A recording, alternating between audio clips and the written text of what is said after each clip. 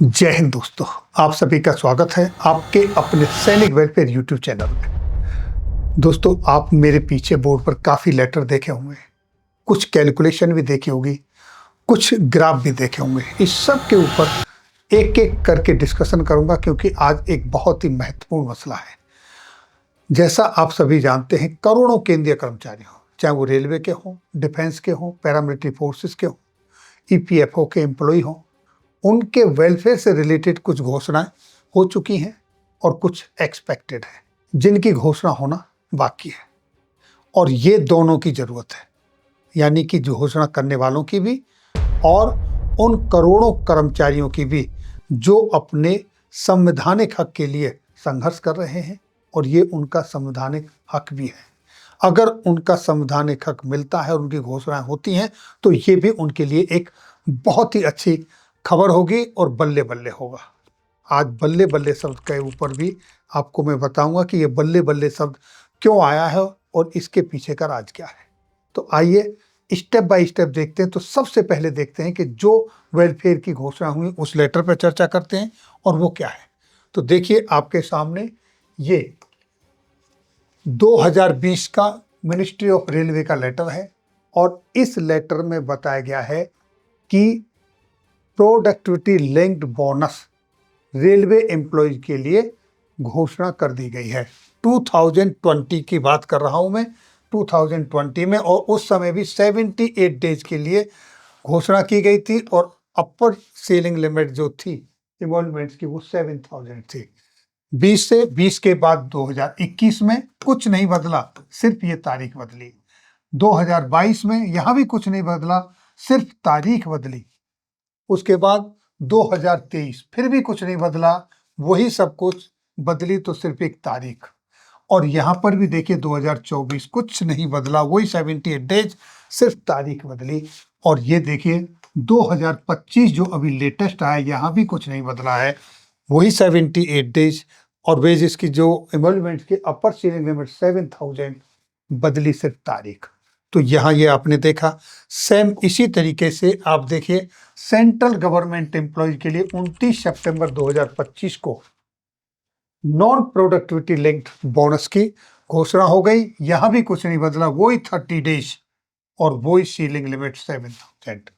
EPFO 26 सितंबर 2025 को यह घोषणा हुई है और यहां देखिए उनके लिए जो डेज है 760 डेज और जो लिमिट है अपर सीलिंग लिमिट वो भी देख लीजिए 7000 रुपये।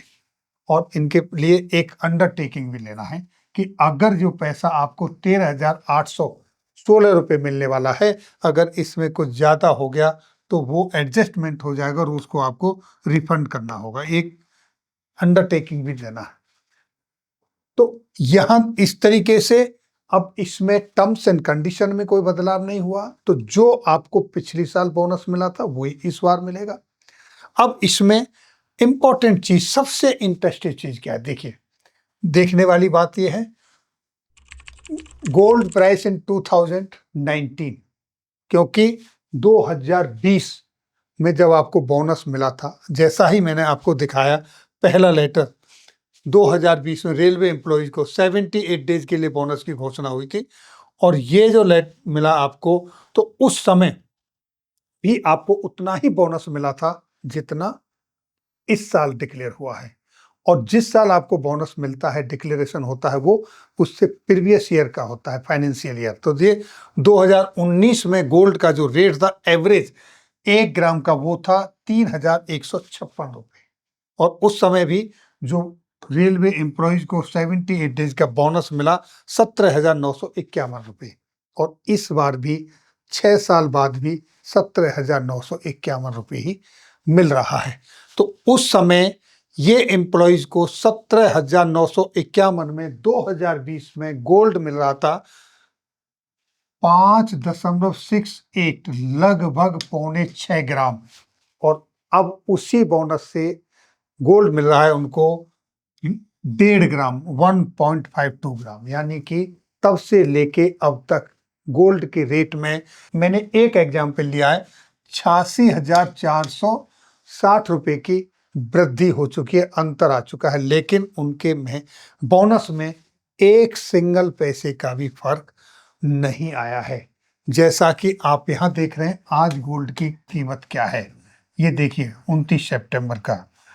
Bangalore 1,17,000 plus, Chennai 1,18,000 plus, Delhi 1,17,000 plus, Kolkata 1,17,000 plus, Mumbai 1,17,000 plus, Pune 1,17,000 plus. यहाँ पर कुछ नहीं बदला, लेकिन जो ये घोषणाएं करते हैं, जो ये डिसीजन लेते हैं, जब उनके लिए फ्यूल बढ़ जाता है, उनके घर का किराया बढ़ जाता है, बिजली के बिल बढ़ जाते हैं, तो वो बड़ी आसानी से अपने लिए मेजें थपथपा लेते हैं और पास कर देते हैं, अपने पे एंड पेंशन बढ़ा लेते हैं। लेकिन ये कर्मचारियों पर, और वो भी इस विशेषकर उन कर्मचारियों पर जो ग्रुप सी और बी या डी में है, नॉन गजेटेड ऑफिसर, उन्हीं को ये बोनस मिलता है। इसी के लिए ये चीज देखिए, एनालिसिस आपको दिखाया। अब ये कैलकुलेट कैसे होता है, इसका देखिए फॉर्मूला आपके सामने। एवरेज एम्यूलमेंट्स जो सीलिंग लिमिट रखा थी, वो इनटू नंबर ऑफ डेज, कितने दिन का आपको बोनस दिया जा रहा, डिवाइडेड बाई 30.4। 30.4 कहाँ से लिया, एक साल में 365 डेज होते हैं और उसको 12 से जब डिवाइड करते हैं तो 30.4 आता है। तो इस तरीके से, क्योंकि पर डे के हिसाब से ये कैलकुलेट होता है आपका बोनस। तो आप देखिए, रेलवे के लिए 7,000 इंटू 78 डिवाइडेड बाई 30.4, तो उनका बनता है 17,951 रुपये। EPFO एम्प्लॉयज के लिए 7,000 इंटू 60 डिवाइडेड बाई 30.4, तो उनका 13,816 रुपये बनता है। और सेंट्रल गवर्नमेंट एम्प्लॉय के लिए 7,000 इंटू 30, क्योंकि उनको 30 डेज के लिए मिला है, डिवाइड बाई 30.4, उनका बनता है 6,908। तो इस तरीके से कैलकुलेशन होता है। अब टर्म्स एंड कंडीशन क्या है, किस किस को मिलेगा, इसमें कुछ बताने के लिए है नहीं, क्योंकि पिछले 6 साल से कुछ इसमें बदलाव हुआ ही नहीं है, बार बार बताया गया है। लेकिन फिर भी 31 मार्च 2025 तक जिनकी 6 महीने कंटिन्यू सर्विस की है, उन सबको ये बोनस मिलेगा, उसके वो इंटाइटल हैं। 31 मार्च 2025 के बाद जो पेंशन आए हैं, 6 महीने नौकरी की है उन्होंने, उन पेंशन भोगियों को भी मिलेगा। अगर उनका नहीं आता है तो उनको क्लेम करने की, अपने ग्रीवेंसेस शिकायत करने की, पॉइंट रेज करने की आवश्यकता है।